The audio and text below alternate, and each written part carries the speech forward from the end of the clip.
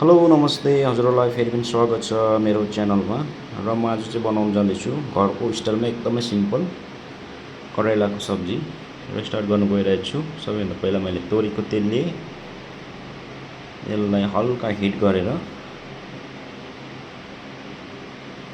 अब म अनियन हाल्न गइरहेको छु।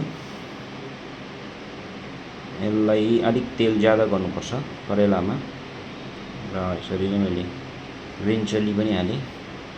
तपाईले ड्राई रेड चिल्ली नै हाल्न सक्नुहुन्छ। र त्यस पछाडि मैले हल्दी पाउडर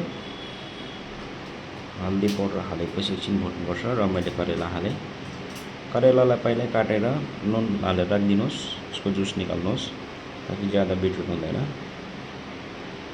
यसलाई हाफ डाउन हुनुभन्दा अगाडि एकछिन चलाउनुपर्छ, एकछिन भुट्नुपर्छ। पानी चाहिँ एकदमै हाल्नु हुँदैन र स्वाद अनुसारको नुन हालिसकेपछि तपाईँले टमाटर हालिदिनुहोस्।